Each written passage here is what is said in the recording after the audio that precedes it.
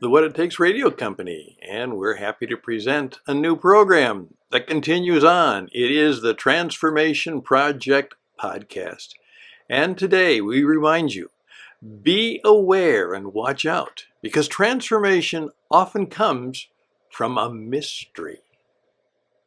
Greetings, ladies and gentlemen. Welcome once again to the program that's designed just for you. That's right. You are important, and we want to honor you. And we are in the business of trying to help people create some experiences, maybe have some experiences, but most importantly, create something that makes a difference in their life.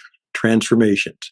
Thanks to my friend Joe Pine, who is the author of the book, The Experience Economy, and now has moved into the arena, which he talked about in his book called Someday We're going to Talk About Transformations. And that's what we're doing right now as a part of the Transformation Project.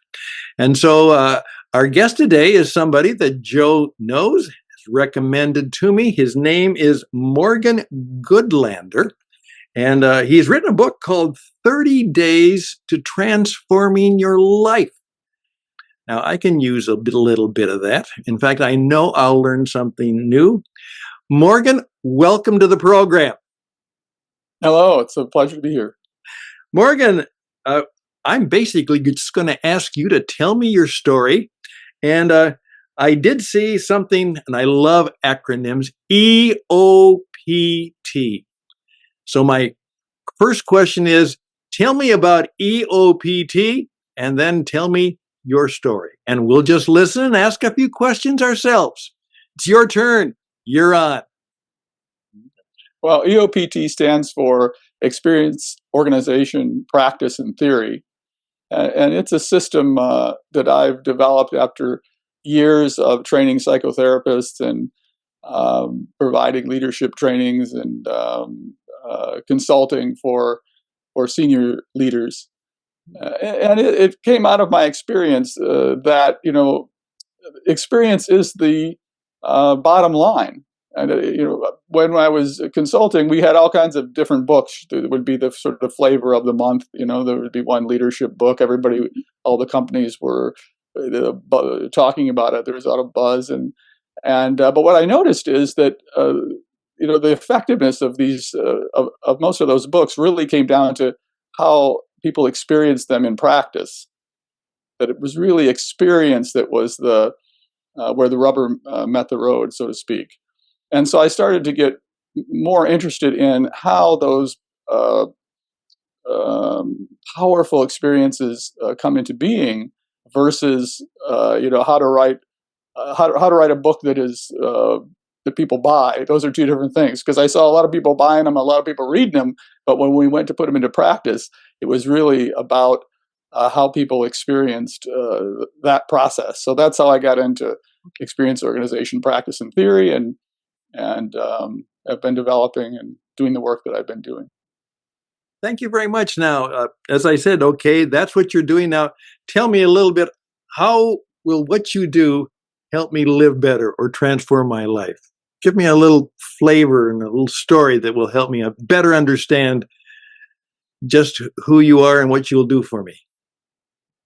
Well, we're having an experience together at the moment. We haven't really met each other. I mean, this is our first contact, and we will both have an experience of each other, and that experience will be. There's a structure to that experience, a pattern to it that will, to some extent, is self-replicated. Part of it is that you have a personality and I have a personality, and somehow we're going to come together in our dialogue today. However, there's a deeper level than just what we're saying. There's what we notice about each other. And the extensions that we make about that, what we notice. So there's a form of experience that we'll both have, and that experience is going to be the reality of our meeting, if you follow me. Mm-hmm. Right? And so later we'll have some ideas about, that Stan he's this kind of fellow, and you'll say, that Morgan, he's this kind of fellow. There'll be a secondary explanation right? A secondary story, a narrative about our dialogue today. But the most important thing is the dialogue itself. Do we really make contact? Do we feel that there's substance to our connection? Do we feel like we're going someplace that has meaning and value?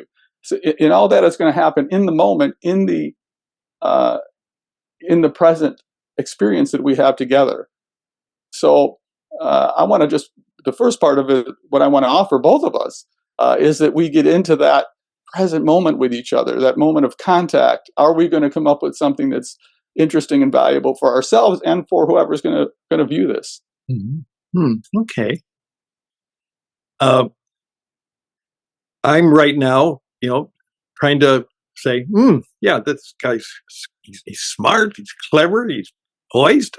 I wonder, what am I going to get out of it right now? And so that's what I'm kind of figuring out, And so Yeah. I'll be playing that back, but I'm okay so far. Okay. Is that part of it?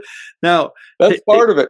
And here's the part of it that's interesting, and it has to do with transformation, is that it's mysterious, Dan.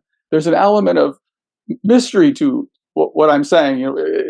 A bit difficult to track probably so far. Like, what is he really talking about, this guy?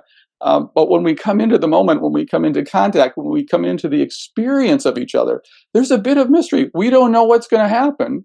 Right. And it's in the mystery, the exploration of the experience, that transformation occurs, if there's going to be a transformation. So it might come later. It can come at any time. Come at any time. You can't order up a transformation. What you can do is you can put yourself into a state of being in which you have a higher probability of transformation. We can do that with each other. We can't say we're going to have a transformation in 5 minutes, and I can guarantee that. There, you and I have connected, and I'll tell you why. Okay, our good friend Joe is a technician, and a theorist, and a very bright one. And hopefully he'll teach people how to create some environment for transformations. And I said, Joe, don't they just happen sometime? Can they be programmed? Can they be created? Or do they just kind of happen? And that's part of the conversation that we're having together as friends. And you've just kind of said to me, we don't know what will happen or when it will happen. Right. But I can guarantee you that if we get into the mysteriousness of the moment together, our chances of them happening go up 200, 500%. There's no comparison. So we can definitely structure contexts of transformation, because we can't predict exactly when moments can happen. Now, that's okay. But we can, for sure. There's a technology to developing experiences that have a much higher likelihood, and some as high as 90% likelihood of creating some sort of transformative effect. So it can be done. Now you have me. I'm just going to listen now, but now you have me, because that's something I really would like to know more about. So right. I'm going to be a student and just kind of help me right now. Okay. Okay. Well, part of it is that there's a model. I call it there's a developmental or a change model that most people are familiar with. Most people think about transformation and change as a cause and effect, a series of cause and effect happenings that accumulate in a given effect, and we can call that effect, I've been transformed. But the idea is that there's a series of happenings in which things are building off each other. A builds off B, builds off C, and at some point, transformation. However, this is not a transformative model for me. For me, that's a developmental model. It's a change model. Transformation is something much more interesting. It happens by actually transforming. You're changing your position from which you start your project. You change the position, and this is a little bit difficult to talk about. But the easiest way to relate to it from common language is reframing. You're changing the frame from which you begin, right? A different set of assumptions from the very beginning. And it's that changing of the frame that creates the difference between a developmental change and a transformational change. Okay. The transformational change is a change of a frame of reference. Now that frame of reference, and it's not only a conceptual frame of reference, it's not just a conceptual ontology, it's a change, it's a shift in a frame of reference of how one experiences themselves in the world. Mm-hmm. And this gets me to my definition of what a transformation is, which is there must be a shift in how I experience myself and how I experience the world. Both of those things have to occur for me to call it a transformation. Now, I know in Joe's book, he's covering a lot of ground. So, I'm okay with that word being more liberally used. But for my work at the Institute, this is the definition of transformation that we're going by. There has to be a change of position, or to say it more conceptually, a reframing from the beginning, and or close to the beginning, because it's not cause and effect, right? It's like stepping sideways. An example would be, a common example is the name, I'm a thriver, not a survivor. Yeah. Okay. We don't have to do. There's nothing causing that to say, I'm a thriver instead of a survivor. It's like a lateral move. It's as if I step next to myself.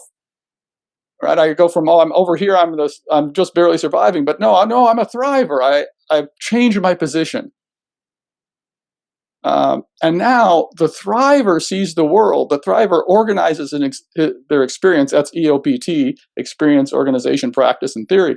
Once I've shifted into the survivor identity, now I'm organizing. The thriver identity. Now I'm organizing my experience in a completely different way than I organize it as a survivor. Sure. Right? Notice I don't need to go anywhere to do that. I don't have to have a progression, a developmental progression. I can simply step into a new position. You to use the metaphor of drama, you actually moved in the stage. You stepped over it. You took a different position on the stage. Exactly. That would be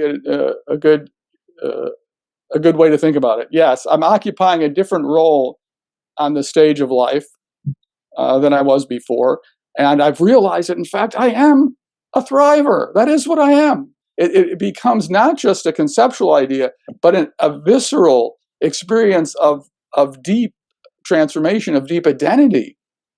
When I know that in fact I'm a thriver, not just a survivor.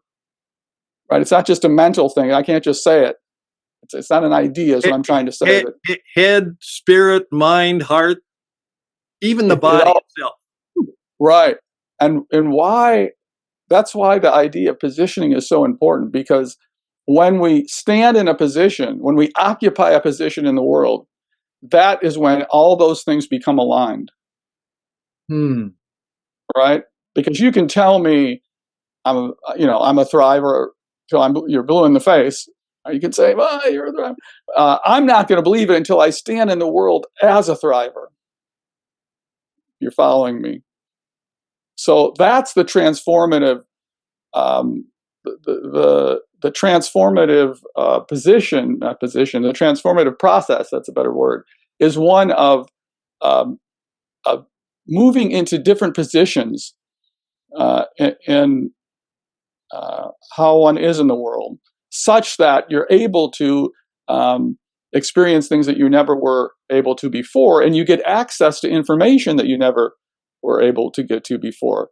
For instance, a thriver organizes their experience to thrive, correct? And where our attention goes, our reality grows. Say that again. That's important. Where our attention goes, reality grows. There's a one-liner. Write it down. Well, I wish I would have said it. It's been said before, but it's a good one. It's a good one to repeat and for people to realize, because indeed that is how the world works.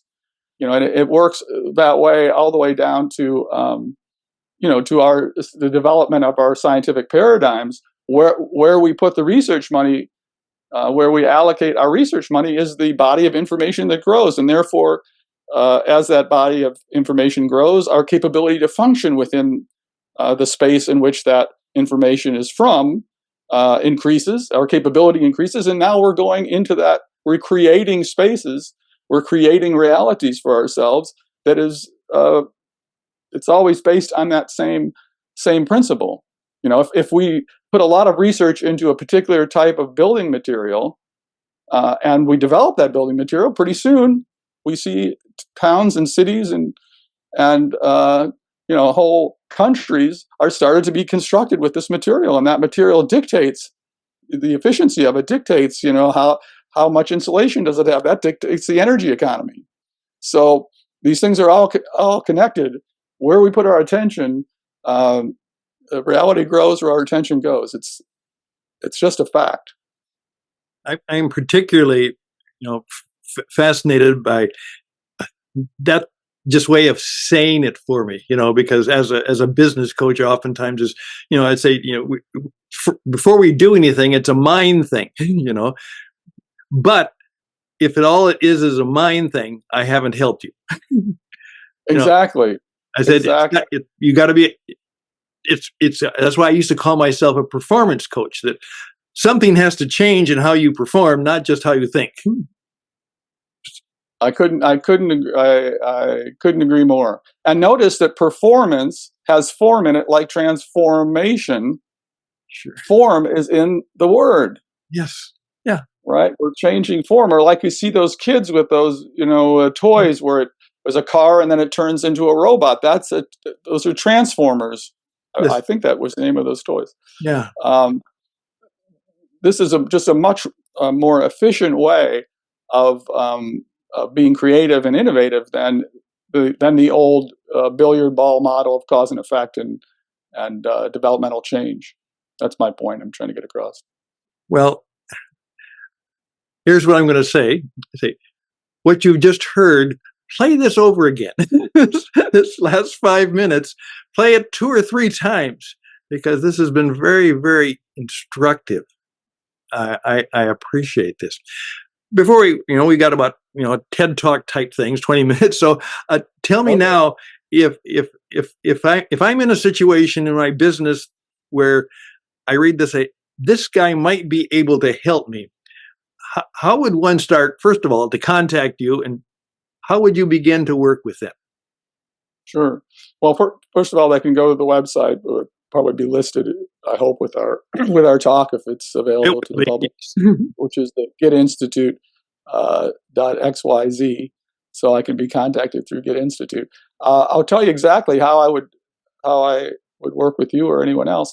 What happens is that as people and as leaders, both, we have a constellation of attention, a pattern of what we pay attention to, Stan. And that pattern of what we pay attention to, and then the extensions of what we notice when we have that pattern, when we exercise that pattern, puts us in a position of what I call experience reoccurrence. It's like a bit like Groundhog's Day, right? We have the same similar beliefs and ideas. We have our success strategies. Most leaders have some kind of success strategy. They wouldn't be leaders. They wouldn't have gotten the position there. Okay, a few might inherit some companies with no experience or something like that. But most of the people have worked their way up, to some extent. And there's a pattern, an experience organization to their success pattern. The problem is that success pattern is their limitation pattern. Oh. It's at one point early in their career, it rocketed them to success, or it slowly brought them to success. I don't know about the speed. Success pattern is your limitation pattern. Exactly. Oh. Yes. Yeah. And here's the problem, Stan, is that because it's my success strategy, I'm really attached to it. I don't want to give it up because it brought me where I am. Right. And so I'm so convinced that it works because I can see it worked. I can see my bank account. I can see my home or whatever, whatever material objects have come out of that are really, they make you believe that, wow, I must know what I'm doing. And so there's a tremendous amount of attachment to those, experience reoccurrence. And under stress, we regress. So everybody under stress regresses to what we know, what we've done, how we've been successful before. So anytime I go into a leadership consulting position, I have to immediately look at what is the experience reoccurrence that's keeping this leader at the ceiling. There's a kind of glass ceiling, and it has to do with that repetition, right? And that repetition, that pattern that they have, when they explain it to themselves in narrative, it makes logical sense, right? That's why they have it. They thought it through, and usually in quite detail. If they're a sophisticated leader with some experience, they've given a lot of thought to how they run the business and how they conduct themselves, and they're thoughtful people. So the problem is that narrative has a chain effect. They think that the way that they imagine it is the way it is, and they think that there's a momentum and a real cause there for them to be the way they are. That's why they are the way they are. So one of the things that I work with a lot is I begin to show them how, what they think is the cause and effect logic to what they believe. I start to show them a little bit where, wait a second, it's not exactly that way. I create some doubt. Little dissonance. Thank you. Dissonance is the right word. Some dissonance, because otherwise you can't get into that. You can't get in there because they have confirmation bias. Right. Sure. Right. That's it. Right. They're confirming all the time with this thing that they have got going. So part of it is I need to open a space in that leader for a new experience organization to occur. Right. Yes. That's the first piece. And usually, if it's a suite, a C-suite team, if it's a leadership team with 15 or 20 with some VPs and so forth, they have their opinions about how things should be, and often they start to get under stress. They start to get into conflict with each other. How the business should be run, and we should be putting our treasure here, and we should be developing this way. How those things go, and so I spent a lot of time with noticing what is reoccurring for each leader in the team. Right. That way I know how they get stuck, and I know how they start repeating. I can see then how whatever conflicts they're having, or I can see the glass ceiling, right, for a particular leader. I can see where that glass ceiling is because I see the repetition. I see, there goes the hamster, the wheel's turning again. They're doing the same thing. So that's the beginning of the process, and there's more details to it, but that's the start of it. This has been fascinating for me, and to some of you who are watching, you just probably got a $250 worth of therapy and consulting, so maybe you ought to send them a check. This has been very helpful and very unique, and I guess maybe I have a confirmation bias in that you've confirmed a little bit of my own assumption that the best we can probably do is create a place and an experience, an adventure for transformation to take place. If they're not too dead, both in thought and innovation, it can happen. Yes.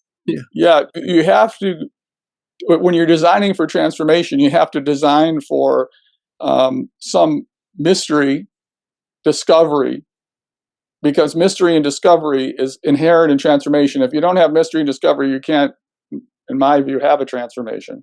That has to be inherent in it, and often the surprise is right. You want to be surprised. You want to have that eye-opening moment where the leader looks at the company and looks at you, with the eyes open, like, wow, you've illuminated now I see, now I see what's happening. It's another term for that is aha moment. Yeah, When right. there's a reconfiguration of the experiential of the reorganization of experience, you get an aha. It's like same world, but you see it for the first time in that way, right? You see the same things, but you see them in a.